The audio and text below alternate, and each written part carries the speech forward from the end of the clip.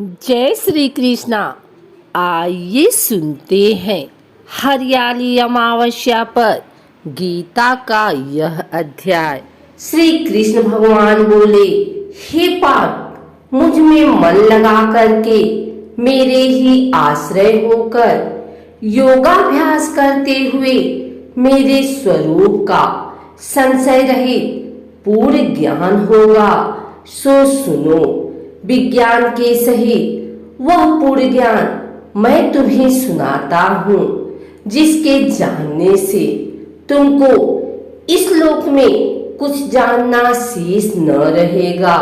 सहस्त्रों मनुष्यों में से कोई एक सिद्ध प्राप्त के लिए यत्न करता है, और उन यत्न करने वाले सिद्धों में से जो कोई भी मुझे ठीक से जान पाता है, पृथ्वी, जल, अग्नि, वायु, आकाश, मन, बुद्धि और अहंकार, यह 8 प्रकार की मेरी प्रकृति माया है। इस प्रकृति को अपरा, अचेतन अर्थात जड़ कहते हैं। और हे महाबाहो, इससे दूसरी प्रकृति चेतन है, जिसने संपूर्ण जगत धारण किया है। इन्हीं दोनों प्रकृतियों से सब प्राणी मात्र उत्पन्न होते हैं। ऐसा जानो, यह प्रकृतियां हम ही से उत्पन्न हुई हैं। इस प्रकार जगत की उत्पत्ति और प्रलय का कारण मैं ही हूँ। हे धनंजय, धागे में जिस प्रकार मणि पिरोई जाती है, उसी भांति यह संसार मुझ में गुथा हुआ है। मुझसे परे और कुछ भी नहीं है।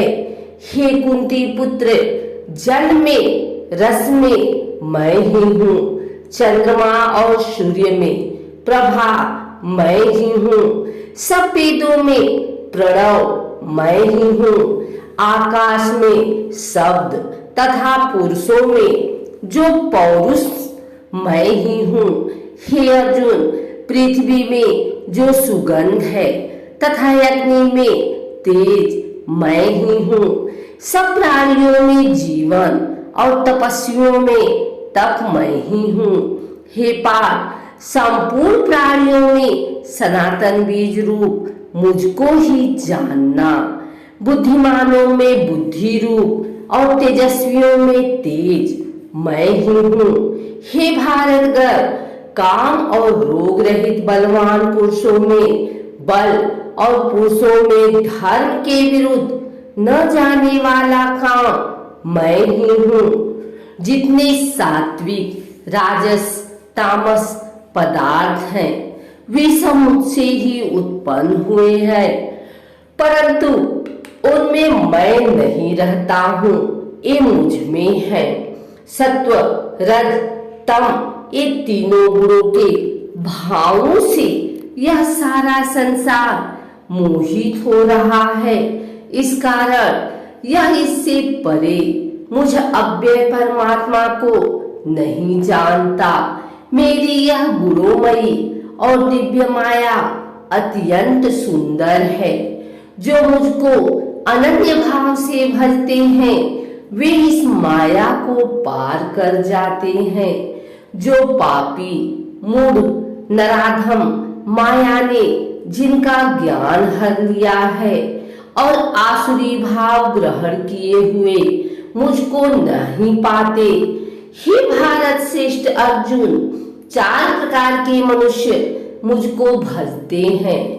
दुखिया, जिज्ञासु, ऐश्वर्य की कामना करने वाला और ज्ञानी, जिनमें सदा मुझ में एकाग्र चित्त और केवल मेरी, क्योंकि मैं ज्ञानी को अत्यंत प्रिय हूँ और वह मुझको प्रिय है। यद्यपि सब भक्त अच्छे हैं, तथापि ज्ञानी तो मेरी आत्मा ही है, क्योंकि वह मुझ में ही मन लगाकर मुझको ही सर्वोत्तम गतिमान मेरा ही आश्रय ग्रहण करता है। उनके जन्म के अनंतर ज्ञानी मुझे पा लेता है। ऐसा महात्मा अत्यंत दुर्लभ है। सब जगत को वासुदेवमय समझे। अपनी अपनी प्रकृति के नियम के अनुसार मनुष्य भिन्न भिन्न काम वासनाओं से अज्ञान में डूबकर उन फलों की चाहना से अन्य देवताओं के अधीन होकर उनकी उपासना करते हैं।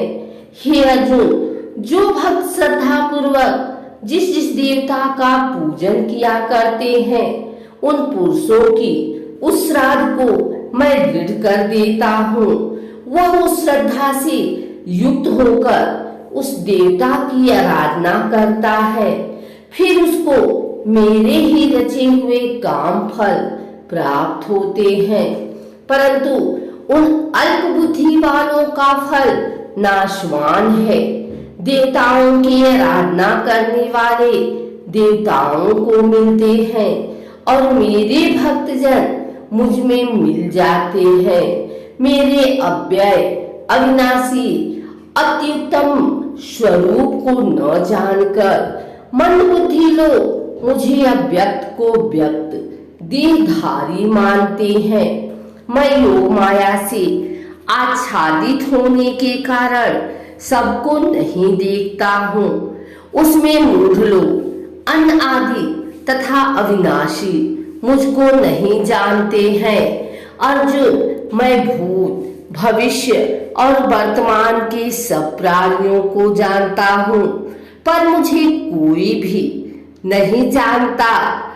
हे भारत, हे परतम, इच्छा और द्वेष उत्पन्न होने वाले सुख दुख आदि द्वंद्वों के मोह से जगत के सभी प्राणी भ्रम में फंस जाते हैं। जिन पुण्य आत्माओं के पाप नष्ट हो गए हैं, वह पुरुष द्वंद्व के मोह से छूटकर दृढ़ निश्चय करके मेरी भक्ति करते हैं।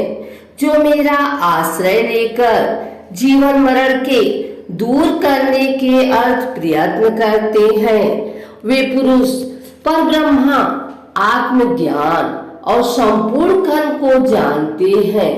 जो आदिभूत अधिधीर और अधिज्ञ इन सब में व्यापक मुझे जान जाते हैं, वे समाधि निष्ठ पुरुष मरण काल में भी मुझको जानते हैं। श्री नारायण जी बोले, हे लक्ष्मी, अब 7वें अध्याय का महात्म्य सुनो। एक पटेल नाम का नगर था, जिनमें शंकुकुल वैश्य रहता था। वह व्यापार करने को नगर के बाहर कहीं को जाता था। रास्ते में शंकुकर को सर्प ने डसा, वह मर गया। उसके साथी उसकी दाह क्रिया करके आगे को सिधारे। जब लौटकर घर में आए, उसके पुत्र ने पूछा, मेरा पिता शंकुकर कहाँ है? उन व्यापारियों ने कहा, तेरे पिता को सर्प ने डसा था, वह मर गया और यह पदार्थ तेरे पिता का है, तू ले ले। 1 करोड़ रुपया दिया और उसकी गति कराने को कहा, क्योंकि वह अवगति मरा था। उस बालक ने अपने घर आकर ब्राह्मणों से पूछा कि सर्पदशी की गति कैसे करानी चाहिए। पंडितों ने कहा, नारायण बलि करवा दो। ऊँट के आटे का पुतला बनाया, चुनिया चढ़ाई, जैसे विधि किया। बहुत ब्राह्मण जिमाए, श्रद्धा पिंड पत्तल करवाया। बाकी द्रव्य जो रहा चारों भाइयों ने बांटा।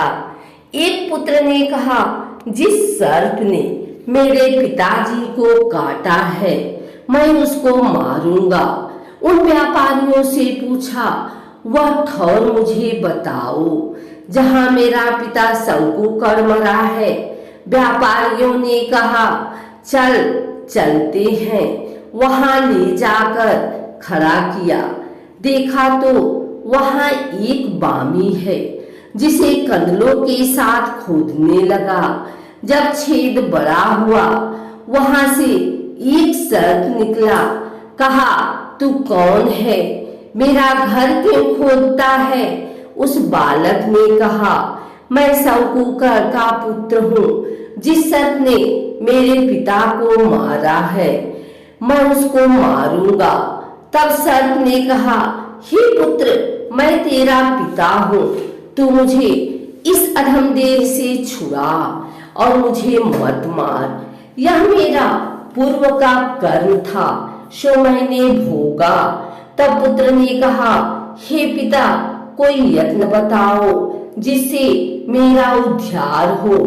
तब उस सर्प ने कहा, हे पुत्र, किसी गीता पाठी ब्राह्मण को घर में भोजन करवा और उसकी सेवा कर, उसके आशीर्वाद से तेरा कल्याण होगा। तब उस बालक ने अपने घर और नगर में जितने गीता का पाठ करने वाले थे, तीन सबको बुलाकर गीता जी के 7वें अध्याय का पाठ करवाया और उनको भोजन करवाया। तब उन साधु ब्राह्मणों ने आशीर्वाद दिया। तत्काल वह अधमदेह छूटकर देव देह पार विमान पर चढ़कर आकाश मार्ग हो जाता हुआ अपने पुत्र को धन धन करता बैकुंठ धाम में जा पहुंचा।